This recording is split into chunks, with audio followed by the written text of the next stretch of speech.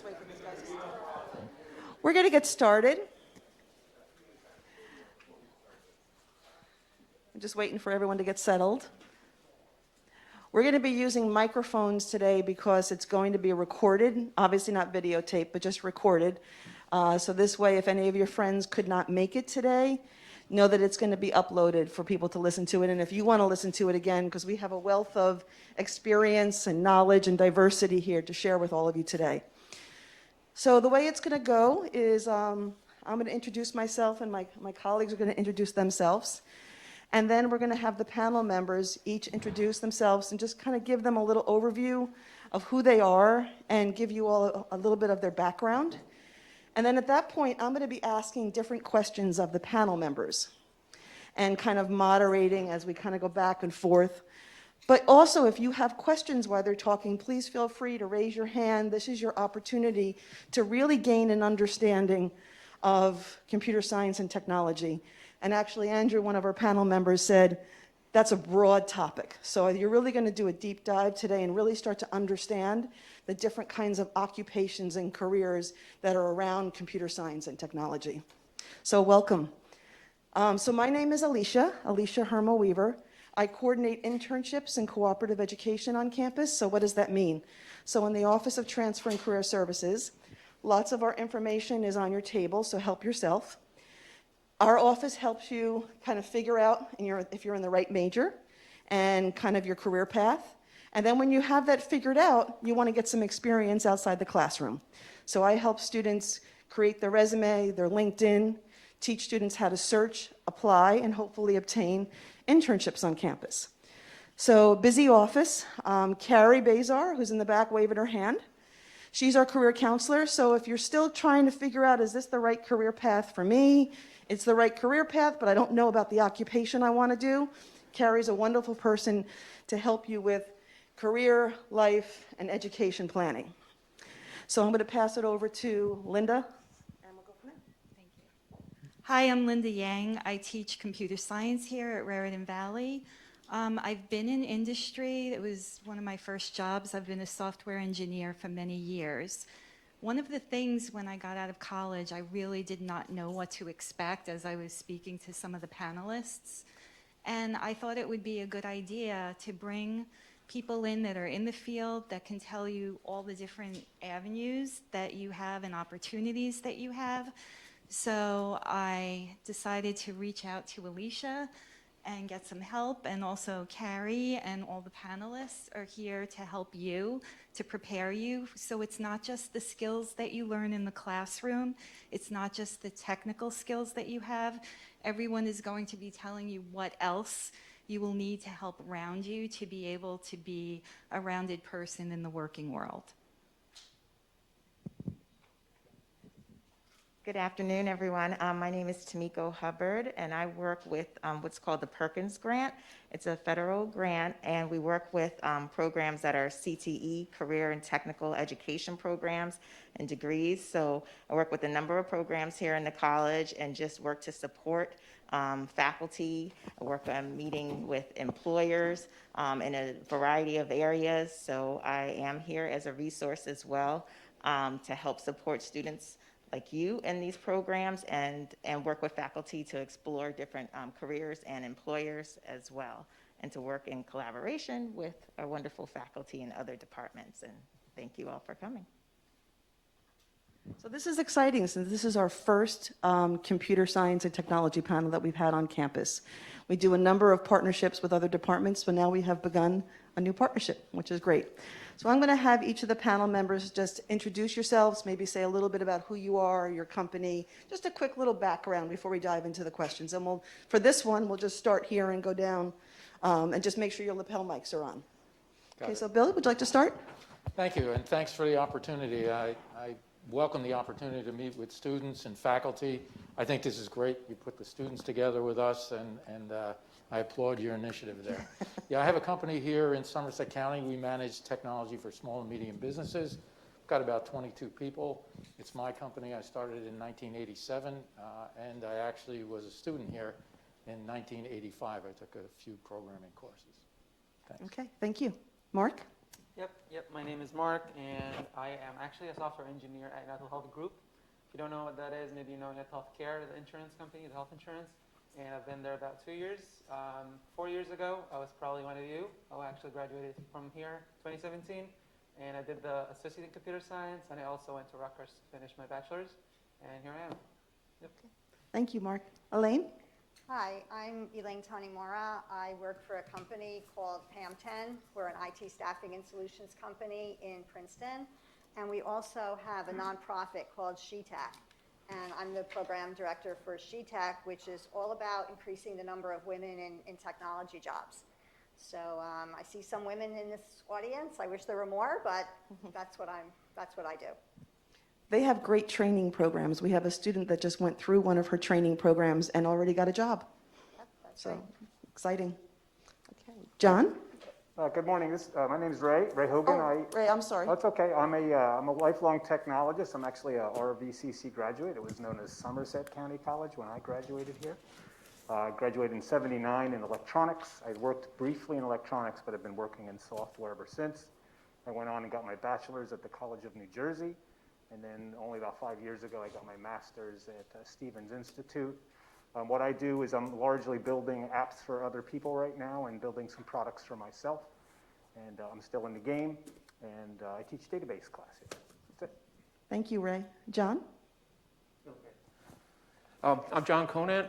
I've run a company and started a company, SMB Support Corporation. We're a managed service provider. We're taking care of our clients' IT for small businesses. I started back in 1976, a long time ago. First terminal I worked on was a teletypewriter with yellow ticker tape. So I'm that old. But we take care, like I said, we take care of premise-based solutions for our clients, and we're also helping them move to the cloud as time goes on. So John Conant, SMB Support. Thank you, John. Andrew? Hello, my name is Andrew Scott. Company is AF Scott. We are a managed service provider. So we are dealing with infrastructure, networking, and service desk. We also have a private cloud and some other features. You guys are also in the best time for be looking for a job because we are all trying to find people that want to come work. So that's it. Thank you, Andrew. Bill? Hi, I'm Bill Woodall. I'm the entire company. I've been an independent software developer since 1984. I got started in high school in North Carolina in the mid-'70s. I work in a variety of different fields, and if you have questions about working remotely and so forth, for instance, right now my biggest client is a company called Total. They're an oil company, and I'm working with a refinery that is located in Indonesia, so they're 11 hours time difference away from me.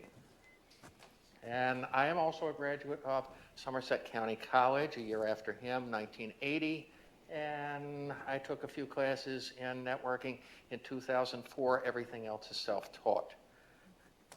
Okay, thank you. Looking forward to. Okay, thank you. Okay, so we're going to ask the first question, and really what we'd like to know a little bit about is how did you enter the field, and maybe a little bit about how'd you get into this field in terms of what first sparked your interest, and then what did you do to kind of know that you needed to get this stuff trained and ready to kind of go into the field. So a little bit about your background, how you developed interest, and how you got where you are today. And we'll just kind of do a little like popcorn. So whoever would like to start is happy to start. Okay, Bill? I came into the field as my second career. I have a bachelor's and a master's degree in music from Manhattan School of Music. I spent about 25 years in the music business. I bought a computer from my now ex-wife, and she didn't use it, so I sat down and opened up the basic book and said, print hello, and hello came out of the printer, and I said, that is very cool. And I didn't sleep for 3 days, and we ripped through the book. I had a mentor who said, you should take the course. So I took an assembler course here with never taken the prerequisites, and I loved it, worked hard at it. I was still working in the music business, took a part-time job at a software developer, and ended up running that company after about 6 or 7 months, very small software development firm, as a matter of fact. I was using Mr. Woodall over there as a hired gun for programming. And then I was in the retail finance and insurance business for car dealers. And then I just went from that into doing networks in general, and through being an opportunist, we ended up working at AT&T. We did a lot of work at the headquarters there. I didn't like working for big companies, and then we migrated into small and medium businesses with fixed price agreements for them. I'm pretty much entirely self-taught, and I just follow my passion down whatever that takes me. And about 20 years ago, we rented a rack in an AT&T data center because I thought, this internet thing might be here to stay. And so we got into cloud computing back then, and just continue to just follow my intuition and my passion and the things that turn me on. And I think that's something everybody here should do. That's great. Thank you, Bill. Mark, did you want to talk a little bit about how you entered the field and how you got started and got interested in it? I mean, since the beginning, I just loved. Yeah, you hear me now. Yeah, since the beginning, I just loved just working with computers in general. Like since I was actually a kid. For some reason, I don't know why. When I was, I think, 12, I loved that computer so much and gaming on it. And I was like, well, if gaming is cool, why don't I learn how to make those? Not I'm making games right now, but just kind of the concept. And that's what technically got me into it. I'm originally from Egypt, so I did 1 year of school there, and I just happened to be doing programming. And I'm like, this stuff is actually nice, and it's cool, like to make things and to make solutions. At the end of the day, we all make solutions. Software is a solution for a problem that we have, and we solve it using software. You can make a solution to go to Mars using a program. Like those rockets and whatnot, those spaceships are using computers and using programs. So I was like, actually, that's pretty cool. Like if you can make something to game, you can make something physical.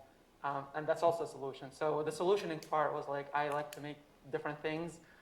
For example, at work, we actually made something for the hackathon that feeds incapable people to use their hands, that feeds in a sandwich, like physical, like proto, without using any softwares actually. And that was a physical proto, and we made it into a software that moves like a platform up and down. So that's also a solution. Somebody not able to use their hands, they can use something like that to feed themselves the sandwich, since they can't usually use their hands. So it's all about I like the idea of like making solutions and making things that are kind of cool. That's what mostly got me into it. Are you in your first job right now from graduation? Yeah, that's my first job, 2 years so far. Yep. Okay, great. Thank you, Mark. Elaine? Sure. I think my background is a little bit different than mostly everyone's here. So I'm a project manager by profession, and I spent 20 years in corporate America, ADP, before coming to my current job, and I was in human resources. So just an example of how you can be involved in technology and maybe not doing some of the things that most of the gentlemen on the panel are doing. And so after doing that, had an opportunity to leave corporate America and came to this company, and I applied as a SheTech program manager. And again, I was on the, kind of the outside of technology, but really realized, there's so many opportunities. So whether you're a developer or a tester or, a software engineer, or you want to, have another entry into technology, there's those opportunities. That's great. Thank you. Ray? Yeah, so my family background is blue collar. I'm kind of what I think of as a prototypical student for RVCC. My dad worked in a factory, and my mom was, did whatever she had to do to get some money, basically.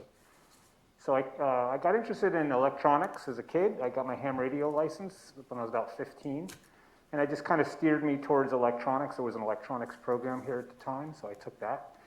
I think maybe I had one programming class up to that point. I hadn't done much, but I got my first job. It was at RCA. RCA, it used to be where the Wegmans is in Bridgewater, and that was a very high-tech job. They were designing computer chips. So there, in order to do part of my job as an electronics technician, I had to learn programming.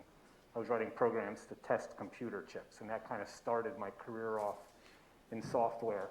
About 2 years later, I decided I needed more, like I needed to be at a higher level in my life.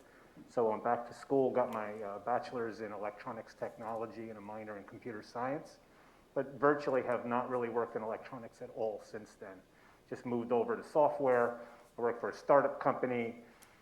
We were building things that Cisco now builds. Cisco's a multi-billion-dollar company.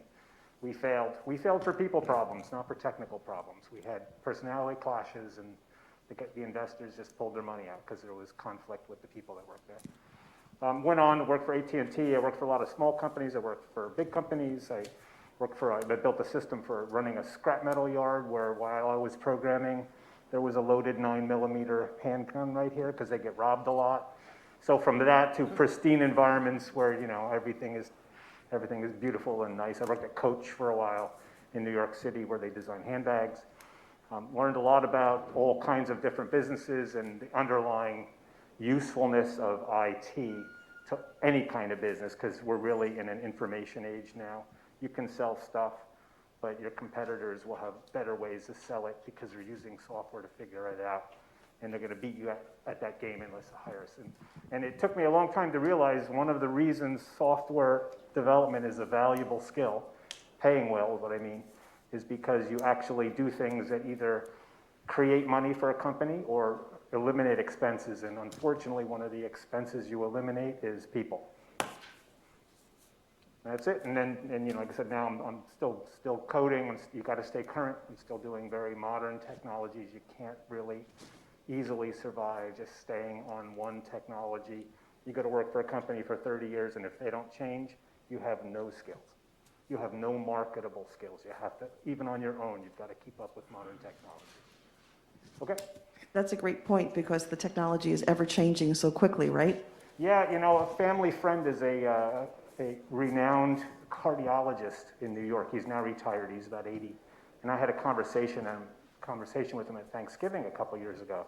And I said to him, the only field I can think that changes as fast as IT is medicine. And he went, no, medicine doesn't change as much as IT. Right? IT is probably the most dynamic, in the positive light. In the negative light, it's, half of what you know in 5 years is obsolete. And literally, you can't get a job with it. So you got to throw away half every 5 years and learn anew. Thank you. John? All right, I kind of echo what other panel members have been saying. When I first started with computers, I just loved it. Intuitively, I got right in there. I started coding. I was probably one of the first high school geeks in terms of computers because I could bring down our little mainframe that we had. Teacher would ask me to run my programs at the end of class. So I was writing right away. I was writing like horoscope programs, the simple stuff you start with. But then I wrote a program that does Punnett squares. If anybody knows genetics and dominant and recessive genes, I started writing a program that would do Punnett squares, and that's what knocked the computer out. I can say I worked with core memory, and I don't know if anybody knows what core memory is. Anybody raise any hands? Anybody know what core memory is? Yeah, just up here on the table. That's little magnetic. It's the ones and zeros. It's little magnetic donuts that people would sew strings with, and you could have like a box like this that would be 8K, not 8 gigs, not 8 meg. It would be 8K worth of memory. So that's what our machine was working off of. To kind of follow into that, I loved learning computers. I grabbed computers, I grabbed parts, I'd put together systems, and that's something that I would recommend to you. Outside of class, just set up your own networks, play, have a great time with technology. Anything that you can think of, I enjoyed picking up. And then my client base has many types of technologies. Some have CNC routers, some have radiological equipments, the veterinary services and the health services I work with. It's all so interesting. So you kind of got to keep a passion for it. That's really what you want, get that enjoyment. And because I'm a small company, I've always been a generalist, so I play with any technology I can find, software, hardware, it doesn't matter. But learning it all really is an enjoyable thing for me. And at my size, I have to know it all for my small business customers. That's one of the big things that I look for when it comes to somebody to work for me, is somebody that's got a broad spectrum of understanding on computers. So play with it and then find out what you like. If you want to specialize, you can. If you want to generalize, you can. So that's it. Just having the passion in it is what got me going. Thanks, John. Andrew? All right, so when I was younger in the 90s, I was not exactly the perfect A student. I know. I was that AV guy, the guy who'd bring the cameras, get things set up. But whenever my older sister was the one who said, Andrew, whenever you take any type of computer programming tech work, you get straight A's and you don't even go to classes. And all of a sudden I was like, wow, she's right. I'm not good at the other school stuff, but I'm good at the tech stuff. I love putting things together, and I really loved being able to make one thing and another thing talk to each other. Then growing that and trying to change it and make it and become better or faster and different was, I loved it. So that first summer when I graduated from college, my goal, what I did was I got all my Microsoft certs and my pilot's license in 3 months. And I was proud of myself for that. And because of that, there was a lot of synergies to the, not only from the pilot part, but from the networking part. About always, when you're flying an airplane, you always have to think 2 steps ahead.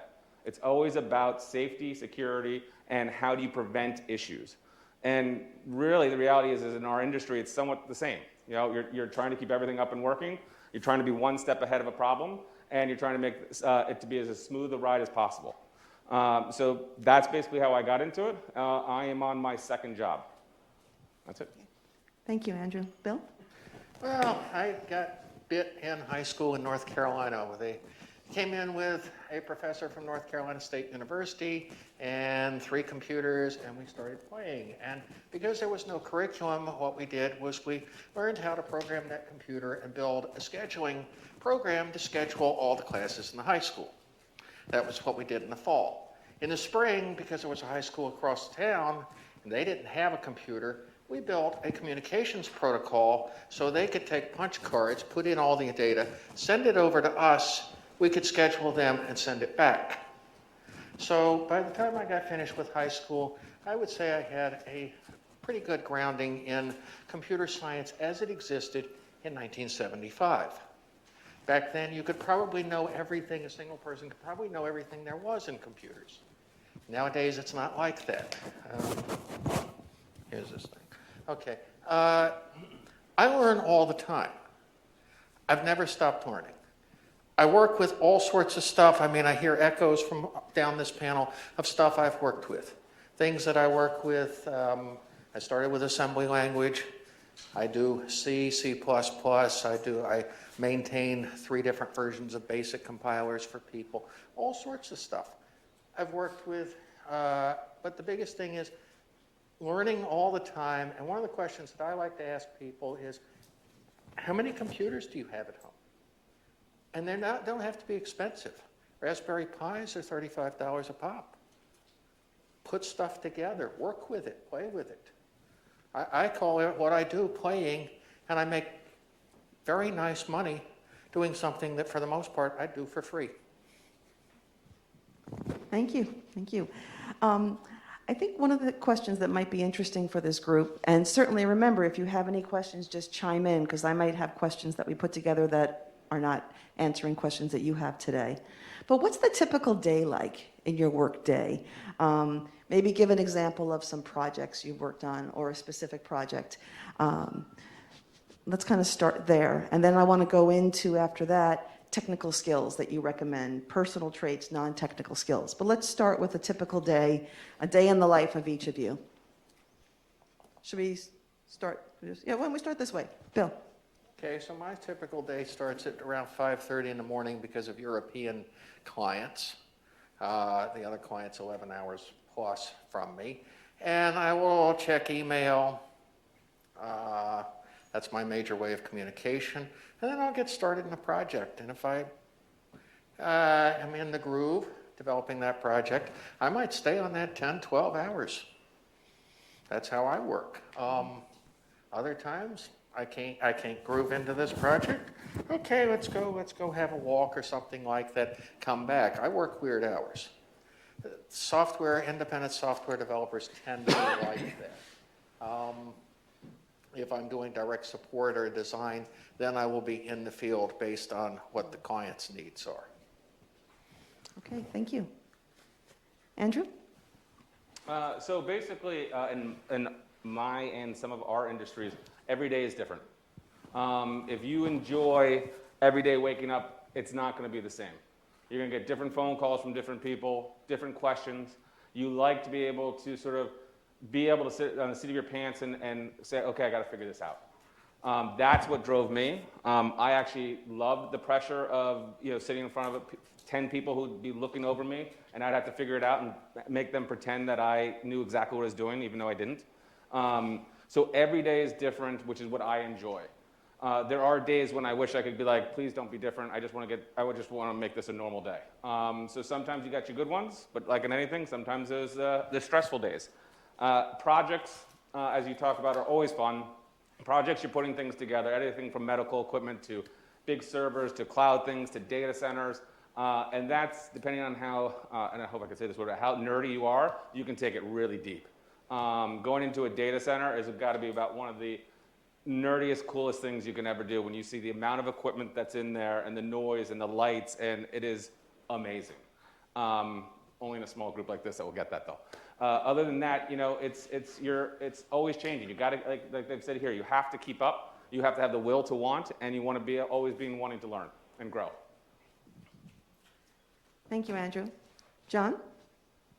All right. So my day could be anything. I run my business, so I have to do some business work during the day. But when it comes to doing the technical work for my clients, I'm still going out and helping them with their computers and so on. And it could be anywhere from fixing a digital sign out on the road. You find out that those are big computers with panels. So if some of the panels go out, you replace the panels. There's a CPU in there. One thing that I got good at is paralleling. So I understood phone systems before VoIP came out. So voice over IP is a huge thing, but I used to do the old-time key systems on the wall of people's companies. So I really get into anything. And in that, we also got into wiring. So wiring is part of IT. But I'd be on these cherry pickers going up to the warehouse roof, stringing wires along, getting wires behind walls, and focusing on what it was to really do a good job of getting the communications infrastructure in play. So the one thing that's good is, all the way from the wiring to, whether it's, now it's Cat 8, to fiber, to coax, it didn't matter, I could do that, and understanding it. So if a client came to me, and this is why I say you should be playing at home as much as you're doing classwork too, but if a client came to me and said, I got a problem, I'm like, I don't know where it is. It's probably in your line. I'd put a little tester on the line, and I'm like, yeah, it's right there above that ceiling tile. I'd open it up, and I'd find they'd spliced, which you can't do with data wiring. They'd spliced stuff together. So my day could be just about anything. And sometimes it's just helping them figure out what's wrong with their email client. Sometimes it's trying to troubleshoot a server, so it just depends on what you're looking at, what you're working with. But your day could be anything if you're working for a smaller company. And then, if you're working for a larger company, and again, it's a specialty, you've got your own challenges. And I can echo what you said. I love data centers. There's nothing but, data centers are great, man. It's just the lights, the smell, the raised floor, that's it. That's great, John. Thank you. Ray? Yeah, so I'm gonna answer this a little differently. I'm gonna answer it as I've had a lot of different jobs, but I think a lot of you might more be interested in software development. I'm not sure. But so even in software development, there's different responsibilities. There's developers, then there might be a user experience person, there might be a front-end programmer, a database programmer, a back-end programmer. All of these are careers, they're not just, occasionally. Like you can go on online anywhere and look these up and find jobs for all of these. So I'm going to do a software developer. So it's a little surprising if you think you're going to write code, because probably 30% of the time you write code. Absolutely not. No. Huh? Absolutely not. We don't write code all day. Right. Yeah. Right. So what else do? You talk. You talk a lot. You go to meetings. You talk to users. You talk to other developers. You find out stuff. Well, go talk to the database guy. They know how to do this. You're talking to people all the time. You write. You write documentation. Presumably, a lot of companies don't do such a good job in documentation, right? But I worked at Bloomberg, and they had a system which they didn't even have the original code for it. It's called the source code. They didn't have it. They're running a thing that was running their business, and they didn't have the source code. That's even worse than no documentation. That's still code, okay? So you write documentation inside your code. You write documentation outside your code. You write specifications for how the code's going to work. You write specifications for testing the code. So talking is a big one. Meetings are a big, you go to meetings, you meet users, and there's a big gap. They don't know programming, and you don't know their business. And the job is to kind of get to understand, get that closer together. Like, so what you'll probably do is a lot of learning. That's probably 30% of your job. And it's not just technology. It's not what command does this. It's when we're reporting to the bank regulators, what types of information do we need to collect and report to bank regulators, right? That has nothing to do with IT, but that will be your job to collect the data for that and say, okay, here's what the bank regulators need, here's how we're going to collect it, here's how we're going to collect it so we make sure we can give them everything that they want, because if they don't, that might be $1 million fine. Okay, so you become kind of a hub almost, right? You're writing the code, yes, but you're doing a lot of these other satellite things to do the job.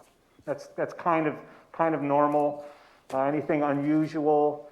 At the banks, I worked at a couple banks. They make you take a lot of training for anti-money laundering and all kinds of illegal activities that people try to do through banks. At Citigroup, you have to take 10 days off in a row. It's a policy because if you are the crook, they want to be able to look at your stuff and figure out what you're doing illegally while you're gone, right? So it's a highly regulated business. Pharmaceuticals are highly regulated. You have to do things certain ways. If you change one line of code, you have to go through this whole testing process again. Testing is another big part of the job. That's kind of a normal day. I'm going to switch it up a little bit unless anybody else wants to add a little bit about their typical day or projects they work on. I was going to ask another question. Okay, yeah?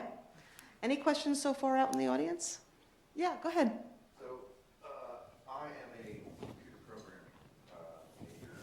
My question would be, since there's a lot of IT people here as well, you guys seem to say that there's a lot of overlap between what your roles are, your companies, I guess. Do you find a lot of overlap between people who code and people who do like hardware and IT? Or, as you were saying, you look for someone who has a rounded knowledge of everything. You say a generalist is a generalist specifically in IT, or specifically in coding, or like all of it together? It depends on the size of the company. I'm like an army of three. So we do take on some programming jobs, but we don't go into huge projects. I mean, the further you go up the food chain, company size, the more you're going to be specifically in that one area. Now, if you like doing all of the above, certainly, a smaller business it would be something to look at. So that's where you would find you'd get into a lot of different disciplines. But once you're like when I started, I was at Blue Cross Blue Shield in St. Louis, and we just sat in our cubby and coded and did exactly what you were talking about. We do our meetings, we do some design development work with project and analysts, and so I was very specifically a coder at that point in time. But that didn't stop me from having my Apple IIe or I used to have the first laptop was like a big suitcase like this. It was an HP. You'd click the thing and a keyboard would come off and there was a 10-inch CRT screen in there. So I was a coder, but I was playing with hardware at the same time. So some of it was outside of work that I was doing it. One thing I'd add to that is I think everybody in technology has to make a choice on whether you're more of a generalist or more of a specialist. And I've wrestled with this for my whole career. I'm more of a generalist by nature. Large companies, like to answer your question, no. If you're in a large company and they say, oh, can you tinker with our network? You wouldn't be allowed to. Like they have locks on the doors and you might ask them questions, right? Like I have a problem and it might not be my software, it might be a firewall between me and the database, but you can't do anything about it. If you know, it helps because you can say, I think I want to talk to the firewall guy. Who is he or who is she? I have no idea, right? And then when you eventually get to them, you can get your answer from them, but you can't do any of it. Does it help to know it? Totally helps, because you can be the person to say, maybe I need to talk to the firewall manager. Otherwise, people are like, my software is not working. Throw it up, let somebody else deal with it. It helps you dramatically to be able to know all of the pieces. Thanks, Ray. Bill, do you want to say something? Yeah, I would say that I just finished this book called The Innovators, and I recommend it to anybody who is interested in computer science. It's a history of how we ended up with these computers. And the most interesting thing about the book was it confirmed my belief that there are software people and there are hardware and networking people. And you know, you have to kind of find out where your passion really lies. You know, they both share a need to be incredibly logical, of course. They both need to think about security and all that. But it was really interesting that early coders were all women because the men thought that that was a lesser kind of a skill. The hardware was the real, this is where the real stuff happens. And as we know now, I mean, you know, nothing happens without software, you know, so, but the mindset is, I find, incredibly different. You know, I have a software team that works for me, and I have quite a large support team, and then an architecture team that architects bigger solutions, cloud systems and whatever. And it's a different personality, it's a different mindset, you know, and finding out what you really like to do. I mean, you have to expose yourself to all of it. But that's really an important thing. The other thing that comes out here is that at the end of the day, it's really about people. And the other lesson of that book is collaboration is how all of this innovation happens. And collaboration only happens when human beings can work together. And I've heard that, you know, you talk about the meetings, understanding the user's needs. You know, at the end of the day, as you said, you're creating solutions for people, and you need to understand them and understand what their needs are. So there's a lot that goes into it, but yeah, software and hardware networking are really different disciplines. Great question. What was your name? I'm sorry? Edward. Edward, thank you. Any other questions before I ask another? Yeah.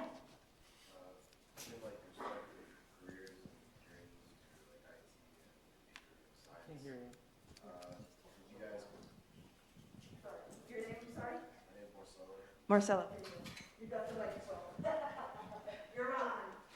So between like your respective careers and like you guys hiring certain people and like seeing like your employees or peers in the job atmosphere, would you consider certifications or degrees more? And that's my question. So really about certifications versus degrees, like what's more desirable? Okay. Passion is desirable. Passion. Passion and, you know, a willingness to really learn. You know, I learned a long time ago that my best people, senior people, have been with me 15, 20 years. Some of them have computer science degrees, but the real thing that they have is a passion to keep learning and to pick things up. My son was working for me, and he just got a job at Prudential, and they told him that they hired him even though he didn't have all the certifications that others had, but they saw something in him which was a real passion. I mean, he stays up late at night learning about Amazon Web Services and teaching himself a lot of these things without getting the certifications. Not to say that the certifications are not important. Education is important wherever you can get it, and the more you do on your own to find that path, you know, people will recognize that more than they'll recognize, you know, 6 or 7 letters after your name. Yeah, I want to answer this actually a little differently. So you're asking about certification or degree. I'll tell you from my experience, I don't think I went to school to learn to code. You're here learning how to learn. As all the gentlemen here said, you're going to be literally learning as you go every single day. If you take a certificate, you're going to learn that one thing and only that one thing. I don't think you're going to actually learn how to learn. Meaning, as you go, you're going to work on different technologies. Every day there's a new technology. Like, I came out of school not knowing anything, and I went to work, I'm like, what the hell is this? We did not do this in school at all. Zero. Out of it, zero. Like, I did not learn how to do any of what I'm doing at work in school. Why? Because I'm learning how to learn in school, and that's the skill you actually learn. So when you go to work, you know how to learn the new technology and the new stuff you need to do. I don't think you'll learn that in certificates. I've had friends who did AWS certificates. It only took them so far to learn the AWS system. AWS is Amazon Web Services. You need to learn the AWS system. But does that teach you how to solve a problem when you see something new? Absolutely not. If you went for a degree, I think, in my opinion, learn how to learn. And that is more valuable than, I think, learning how to learn that technology, in my opinion. So maybe answer that. One of probably my biggest piece of advice to anybody looking to build at least a software career, probably hardware and networking too, is build something real. Don't go in saying I got A's in all of my classes. That's not so useful. It is useful, but to what he's saying, it's pretty much the start. If you build something on your own, you have an idea, somebody else has an idea, you go to a nonprofit organization, you go to your cousin's business, whatever. Build something real, because then two things. One is you learn a lot of the skills that he's talking about, and you have to learn, like, how the heck do I connect this kind of computer to that kind of a database? And then you go Google it, and you try stuff, and you fail, and you fail, and you fail, and then eventually you get it, okay? But what you also have is something very useful in an interview, much more useful than a resume. You can talk about what you made, and how you did it, and why you did it, and why didn't you do it that way? And it helps the viewer, frankly, because they don't know what to talk about. They're like, what'd you learn about this in this subject, you know? But if you say, hey, I built this thing, look, this is how it works, you bring it up on the web or whatever, and you say, you click this, and you click that, and this happens, and they say, how did you do that? Well, the person interviewing you can tell that you know your stuff when you explain it in the depth that they want to hear it. You say, oh, you know, so there was this little problem because when I clicked on the last one, it turned the screen blue, and then this and that. They're like, oh, this person knows what they're doing. You've checked that box already, rather than just looking at a list of things that you said you learned. So build something for real, put it in your pocket. It could be your own idea, it could be something for a church or whatever, it doesn't matter. Build something real. Yeah, I just want to add to that. We'll do Bill and Elaine. Yeah, thank you. Oh, Go ahead. I'm No, sorry. Bill, no, Bill, go ahead. Absolutely. Okay, yeah. And that is, for instance, most of you would, I think, most of the strict computer science people would say that calculus is a basis for computer science. You have to have that in order to do computer science. I failed calculus 5 times. I simply cannot learn it in the traditional form. In 1984, right as I was breaking out independent, I was asked by a guy to write a routine to illustrate ballistic motion in assembly language. So I wrote that. And then afterwards, I happened to be talking about the fact I didn't understand calculus. And he said, but wait a minute, that routine you just wrote, that's differential calculus. That's what it's doing. I'm like, oh, that's all it is? Okay. But, so you never know. You don't, and fail, I'll get it. We'll get there. Thank you, Bill. That's great. And one more thing, and it's 96% of my programming career, I've used 4 functions in math. Very rarely have I ever used trigonometry or calculus or anything like that. There's a few fields that you'll get into that can have that. You work for NASA, you'll probably have to do that stuff. Mm-hmm. But the vast majority of business things you're going to do, plus, minus, divide, and subtract. Thank you, Ray. Elaine, you were going to say something? Yeah, I mean, I'm coming at it from a different perspective again, because I don't have all of that technical background. But I think the other things that are important are the soft skills. So to your point, you have to go on an interview and you have to present yourself. So you have to know how to present yourself. You have to be able to communicate. You have to be able to, have a resume where you're going to get into to get the interview to present yourself. So there's a lot of soft skills that go into kind of, the whole rounding you out, and again, you're not going to get that taking a certificate. You really need this education to get that and get that experience. So whenever you can get up in front of a group and talk, whenever you can make a presentation, whenever you can, share information, even if you're not comfortable, because I think a lot of people that go into computer programming, right, are more on the introvert side, than the extrovert. But it's really important to be able to sell yourself and present yourself professionally. Yeah, I agree with you. Like, college actually teaches you a lot about soft skills, in my opinion, at least. I work with a lot of people who technically they're geniuses, probably way smarter than me, but they lack a lot of soft skills. And I'm pretty sure all of you agree. You don't want to work with somebody who's very smart, who can solve this thing in 2 minutes, but he has 0 communication skills, right? You probably want to work with somebody who knows how to communicate, present what he made, communicate at least over emails, at least, the minimum. But I guess that's also something you would learn in college. You go to public speaking classes. You would present your projects probably somewhere with either your peers. present it to your professors, take instructions and know how to apply them to what to the project you work on. So that's also something you learn in college. I'll tell you that software skills are way more important than technical, in my opinion at least. When I work with technical people, sometimes they know how to fix things, but they did not teach me how to fix it myself. I have to come back to you. So especially when there's like a bigger project and there's so many network people involved and so many other people involved, and you can't do one thing. Like you can't do everything by yourself. You have to bring other people. So communication is definitely a key. Yes, career readiness skills are very important. So there's a T-shirt that I love that there's a circle and it says comfort zone, and then there's an arrow that goes outside the circle and that says where growth happens. You know, constantly trying to stretch who you are and put yourself out there to grow your career readiness skills are really important. So when I'm working with employers like this to bring opportunities on campus for all of you, that's exactly what many of them are saying. I can hire someone and train them in this software, but I cannot train them to have good leadership skills, communication skills, time management skills, really have a grasp of who they are and kind of really being engaged in the workforce. So it kind of brings me to my next question, and I think it's, you know, Mark and Elaine, you really hit on it, so thank you. But really, what does it take to be successful in this career? You know, what are some things that people in the audience today can have takeaways of?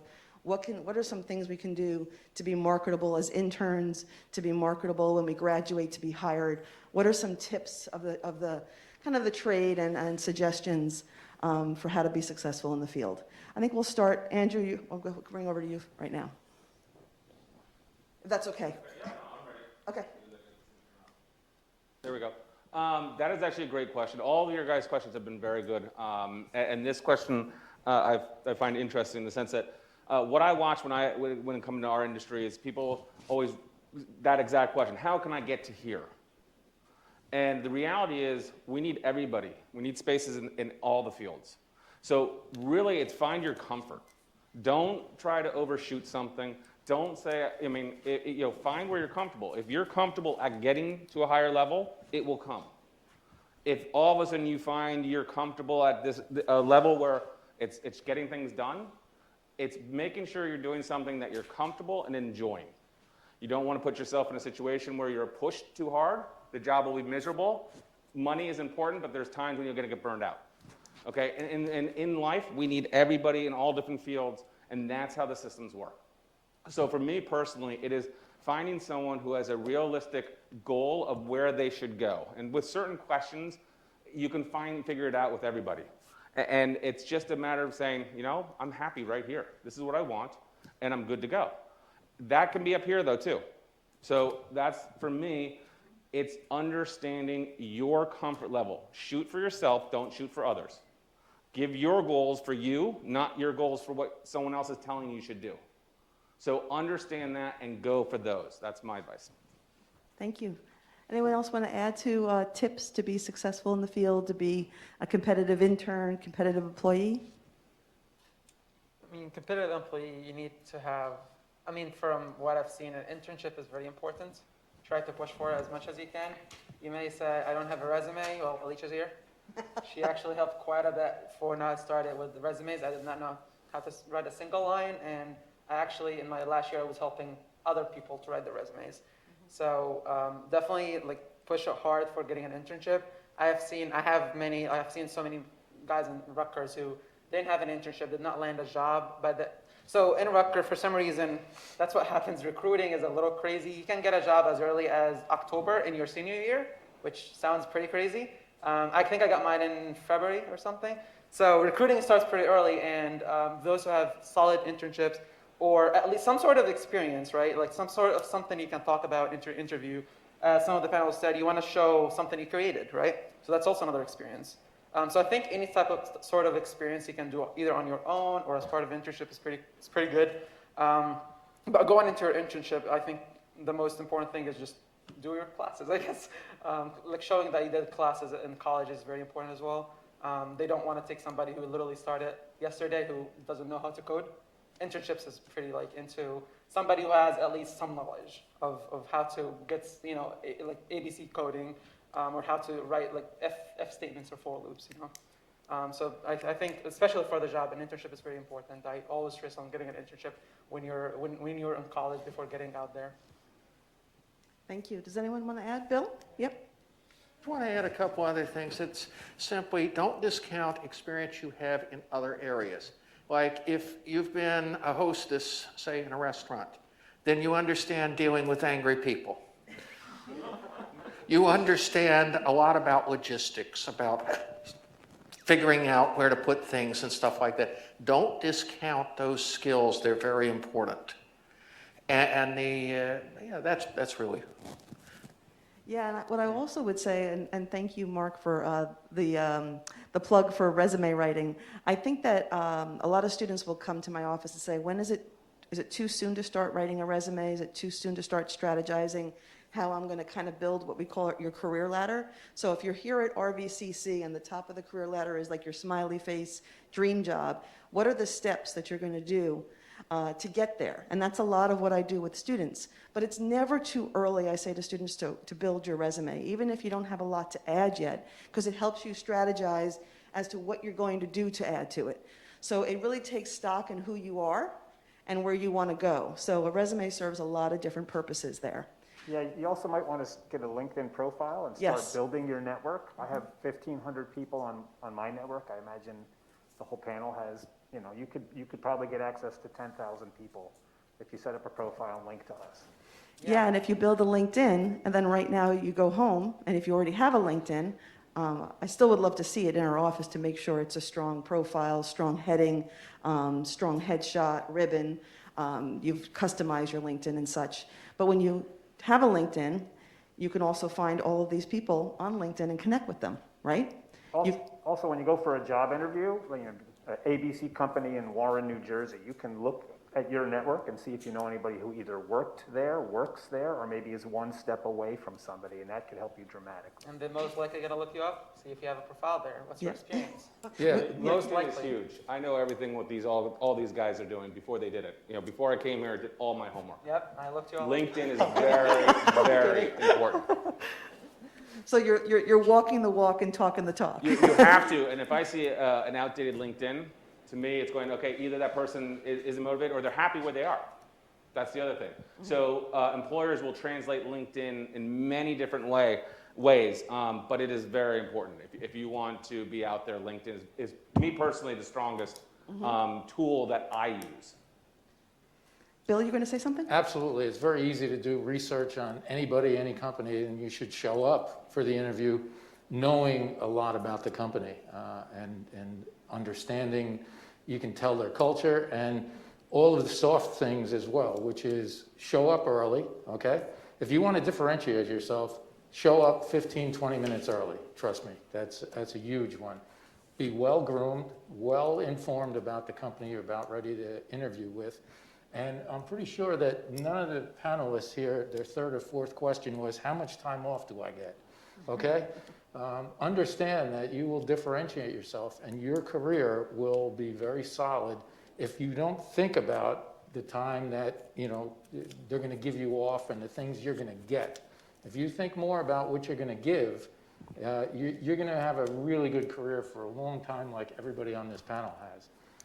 Bill Gates, when he was interviewed recently, he said, I'm amazed that people come to work and the fifth or sixth question is, how many weeks off do I get? He said, in my 20s, I didn't take a day off throughout my entire 20s. Whether you like them or you hate them or whatever, these people that build companies, that build infrastructures, that build products and innovate and move this human race forward, they work hard, and because they love what they do, That's probably why he's Bill Gates, What's that? That's probably why That's why he's Bill Gates. I mean, there's a reason Microsoft's a software company. He was addicted to programming. I mean, they had to tear him away from the programmers because he just wanted to get in and get his hands dirty. That's why that's a software company. Steve Wozniak, you couldn't get a soldering gun out of his hands, okay? He was a hardware guy. I mean, and they built incredible, incredible businesses. Thank you. Before I ask my next question, you guys also have some wonderful questions here. Any other questions in the, yeah, go ahead. I'm going to just hand this to you. What's your name, I'm sorry? Adam, okay. How many of you had internships? And if you had one, what was it? And how helpful do you believe it was in getting to where you are today? I can probably go. Yeah, I had two, one after my sophomore and one after my my junior year. I can't remember much about the sophomore one because it was very short, and usually internships are very short. The second internship, I kind of got lucky because it turned into a part-time job. I was working on one of their bigger projects called Agfa Graphics. It used to be in Branchburg actually, and what it was, I was building like some new softwares for them, some new dashboards. It's a manufacturer, so I need to build new dashboards for them, and that's why they kept me going. How was that valuable actually? It was in the internships I had for my full-time job. I had something to talk about. I had some real-world experience because a lot of those interviews, when you go out, they're going to be asking you, tell me about a time XYZ happened. If you haven't had internships, it might be harder to come up with something. You can come up with something from working at Dunkin' Donuts, but sometimes it would be valuable to some if you work on some software. You know, I had this software. It was the situation. My manager or product owner said XYZ. We had to build this, and I worked it out by doing X, right? So those scenarios actually help a lot for me. And I found it very, very helpful to at least have one internship. You need only one, really. I don't know why I went for two. Some people go for three. I met some people take internships in freshman year, which actually is very, very rare. Not a lot of companies actually hire freshmen. But yeah, definitely internships are pretty important. I can't stress that more. Does anyone want to add to the value of internships here? I didn't have internships per se. I had jobs. I found summer jobs being a little more technical than just working flipping burgers or something. Actually, when I was in the college here, I had a job in North Plainfield. I was repairing desktop calculators. That didn't have too much relevance. Got my hands, on tools and stuff like that. I also had a job in Princeton working in a place that assembled electronics. I was more into electronics at the time. And then a little later on, I had a summer job.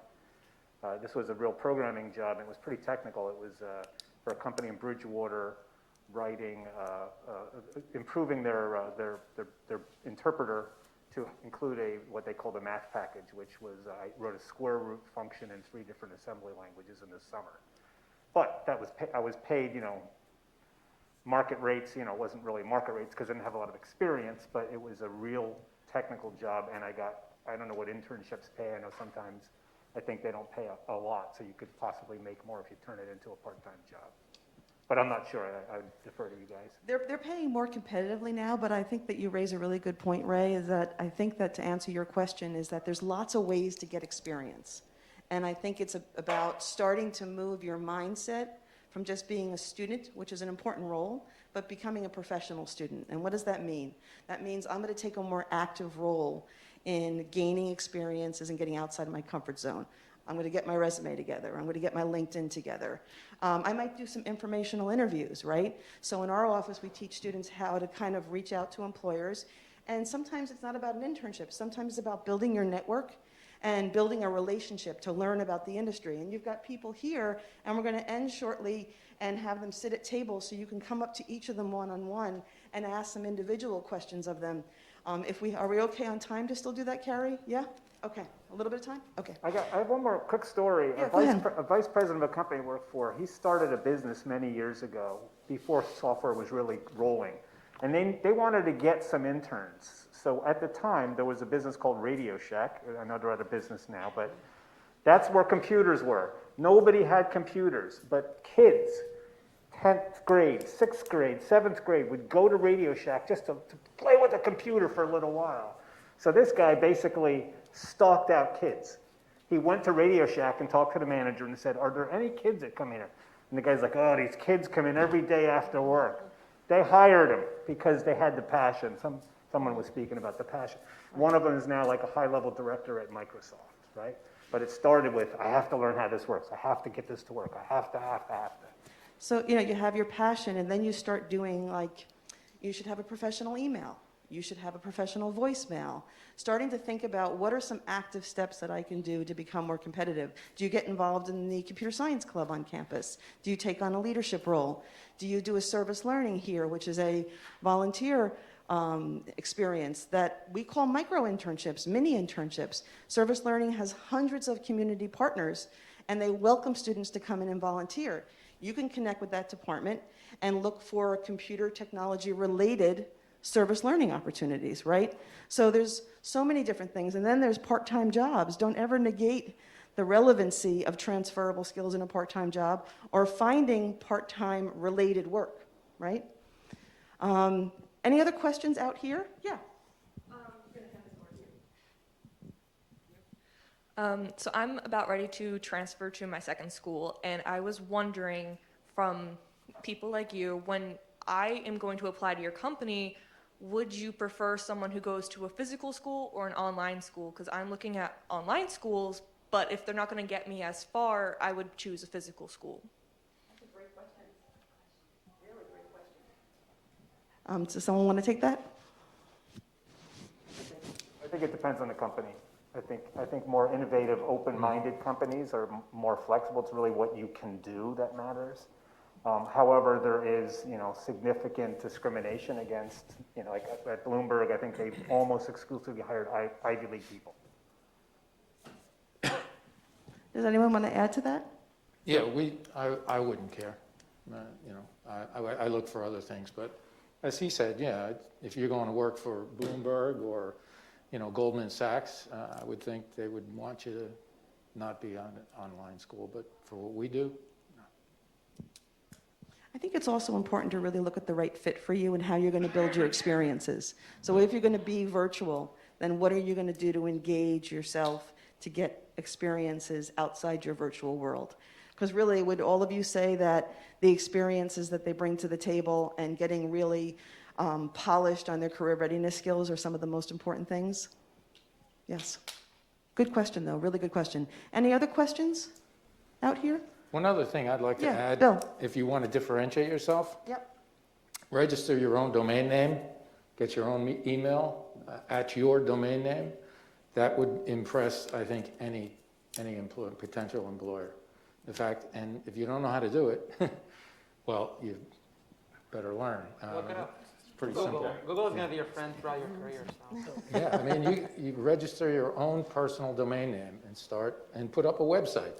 I mean, Especially if you can actually list your projects there, Yeah. everything you worked on, all your history, that shows the employers you're more serious about what you do, not just a guy on LinkedIn who said, oh, I got to do this job, But I think that's a pretty good point. Like trust me, I tried to do that, but I just didn't know how. I looked it up and I knew how, and it was pretty cool to actually see that you have a website online that has your name and has your projects too. Just shows more seriousness about your career. yeah, we look at hundreds of resumes, and whenever we see that, it jumps out at us. There's a difference between going for a job and going for a career, right? A job is just something you do to get money. If you're that kind of person, people usually can kind of detect that. If you're more interested in a career and the whole field and that kind of stuff, these kind of things spell that out. We only have about 10 minutes left. Should we still do breakout? I'm thinking we should just stick with this pattern right here and not, yeah, okay. On that, could I just add something? Absolutely. We're going to, yeah. For everybody that's here, because I know, because we've all talked together, if you have questions, our information's out there. Please feel free to give us a call. I assume everybody's in on that one. So I don't want you guys to feel, oh, I wanted to give a question next week, 2 weeks down the line. It helps us to help you. So personally, from the people I've talked to, our emails, our phones are open. Just say you were at the event. I will make time to talk to anybody. Any questions, whatever you have. Just want to make sure you guys know that too. So what I'm going to do is I'm going to ask one more question, and then we're going to just basically let you guys mill about and come up and talk to them individually. You guys can all come up and out of the panel after this last question. When I've done this before with other companies, it's really helpful. Sometimes maybe you want to have a one-on-one conversation. And if you're feeling a little shy, like, is my question good? Is it good enough to ask? Get outside your comfort zone right now in this moment and walk up to them, I don't know if we're shaking hands or not with COVID, but come up and just introduce yourself and start to try to make a connection and build a relationship with the people here. So I just want to ask one more question, and then if there's anything I forgot to add that Tomiko or Linda or Carrie you have, please let me know. Or for all of you, if there's a question you wish you got to answer that you didn't get to. My last question is, how do they start to level up? How do they start to really progress in the field? So they're hired in that internship. They're hired in their first job. How do you really start to stand out in that company, in that organization, so you're growing as a professional? John? Yeah, I've got one gentleman I brought on, and it's a small company. It's harder to get employees and harder to see what's going on. But I also can see exactly what every one of us is doing. This guy took my company and treated it like his own. So that's a team player. And I think we've been talking about, what are soft skills and all that. But he jumped ahead, and without any question, he is one of the best employees I've ever had. When you are raising the company that you are at up, when you are helping other staff members, that's what really, really makes a huge difference. So, yeah, that's one thing you'd want to do. Absolutely. Does anyone want to add to that? Elaine? I manage our client support team, and I recently hired these two young men, and immediately they were saying, okay, this is great, what else could I do? I want to learn more, I want to do more. And so from client support, kind of tier 1, we got them involved in testing, and now they're doing testing. And then the one has an interest in, something related to digital marketing, so we're getting him involved in that. So I think just, being proactive. I mean, anybody could sit at their desk, and right now we're all, at home, a lot of us. Who knows? People could be watching TV all day, or, But ask the questions. Say, what else could I do? Can I learn more? Can I take extra courses or whatever to get involved? So I think that's really, really important, and that definitely will differentiate you from everyone else.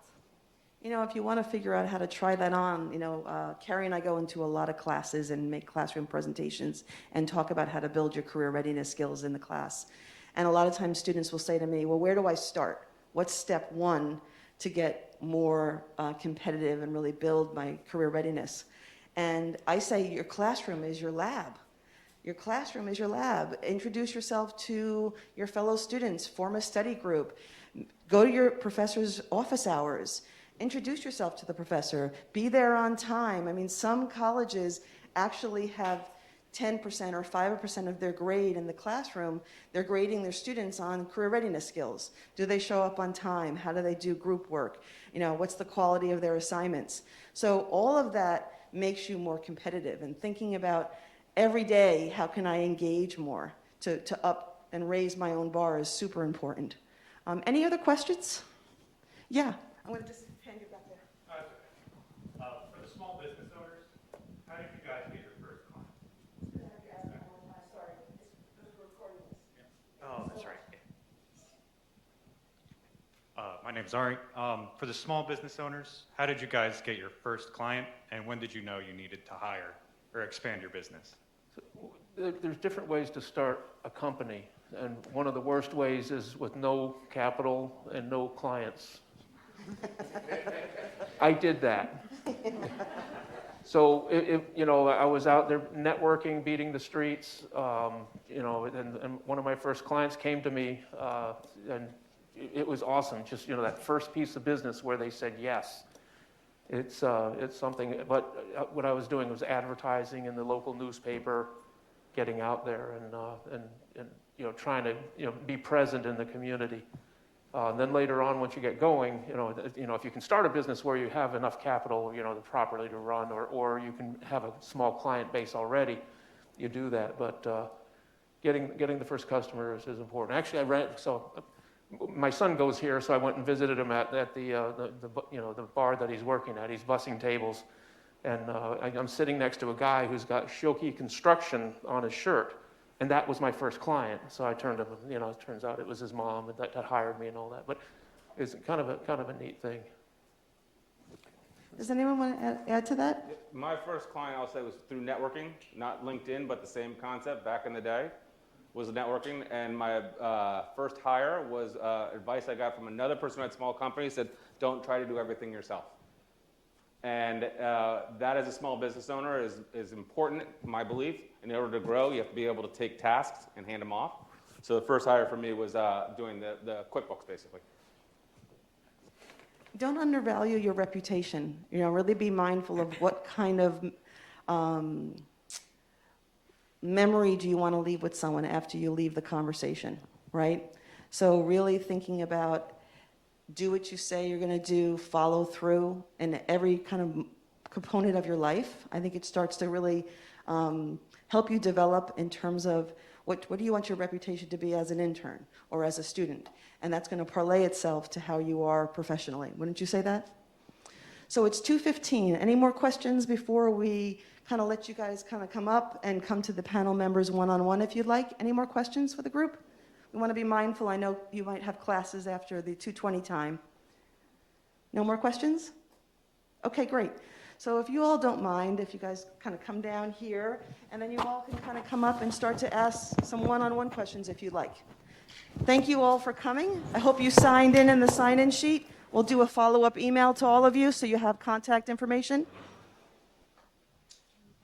I can't hear you. Can you thank all of them? Yep.